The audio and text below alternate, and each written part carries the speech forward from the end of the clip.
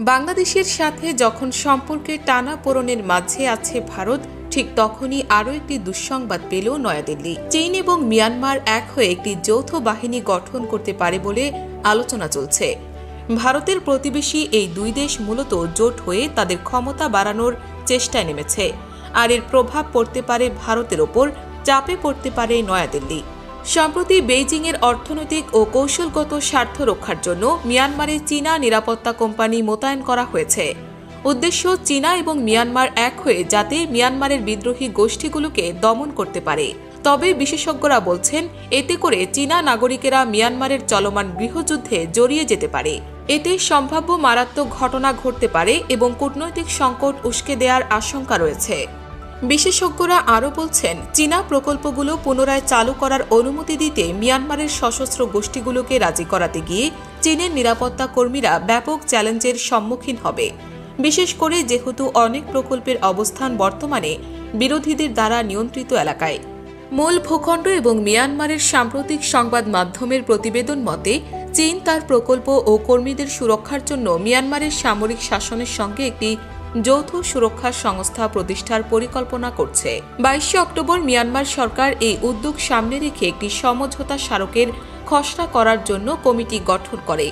BBC Burmese সার্ভিসের প্রতিবেদনে বলা হয়েছে, মিয়ানমারে ইতোমধ্যে 4টি চীনা বেসরকারি নিরাপত্তা কোম্পানি কাজ করছে। এই প্রস্তাবটি আগস্টের চীনের পররাষ্ট্রমন্ত্রী ওয়াং ইয়ের মিয়ানমার সফর এবং এই মাসের শুরুতে মিয়ানমারের সামরিক নেতা মিন অং হ্লাইংয়ের প্রথম চীন সফরের পর উত্থাপিত হয়। গত 22 অক্টোবর এই চুক্তির খসড়া তৈরির জন্য একটি ওয়ার্কিং কমিটি তৈরি করে মিয়ানমারের সেনা সরকার।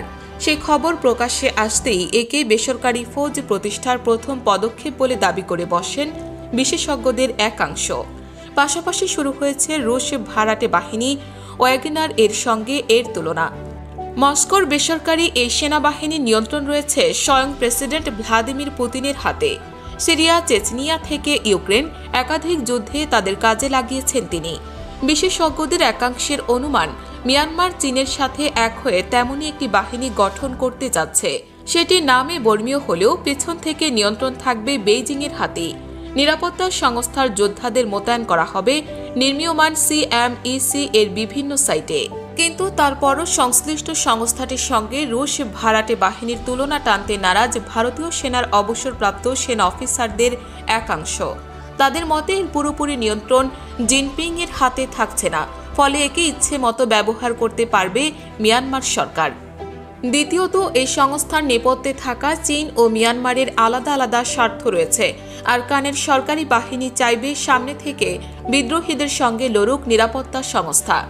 অন্যদিকে বেইজিং তাদের প্রকল্পের নিরাপত্তা পেলেই খুশি। এই দুই স্বার্থ পূরণ করতে গিয়ে হিতে বিপরীত হওয়ার আশঙ্কা রয়েছে। তবে মিয়ানমার সরকারের সাথে যৌথ বাহিনী গঠন করার বড় একটি স্বার্থ রয়েছে চীনের। বর্তমানে ভারত মহাসাগরে প্রবেশ করতে মলাক্কা প্রণালী ছাড়া বেইজিংয়ের কাছে দ্বিতীয় কোনো রাস্তা নেই। আমেরিকার সাথে সংঘাত বাড়ায় এই রাস্তা ওয়াশিংটন বন্ধ করে দেবে বলে আশঙ্কা করছে বেইজিং। সেক্ষেত্রে চ্যালেঞ্জের মুখে পড়বে চীনের আন্তর্জাতিক বাণিজ্য, এমনকি পঙ্গু হয়ে যেতে পারে চীনা অর্থনীতি। আর সেই বিপদ থেকে বাঁচতে বেইজিংয়ের বেল্ট অ্যান্ড রোড ইনিশিয়েটিভ এর অন্যতম বড় প্রকল্প হল চীন মিয়ানমার অর্থনৈতিক করিডর বা CMEC। চীনের কুনমিং প্রদেশ থেকে আরাকানের রাখাইন রাজ্যের কিউকপিও বন্দর পর্যন্ত চলছে এর নির্মাণ কাজ। এই প্রকল্পের কাজ শেষ হলে হাইওয়ে, রেলপথ এবং পাইপলাইনের মাধ্যমে কুনমিংয়ের অর্থনৈতিক অঞ্চলে গভীর সমুদ্র বন্দরের সাথে জুড়ে ফেলতে পারবে চীন। কৌশলগত দিক থেকে যা অনেকটাই গুরুত্বপূর্ণ। আর তাই CMEC কে মালাক্কা প্রণালীর বাইপাস বলে দাবি করছেন প্রতিরক্ষা বিশেষজ্ঞরা।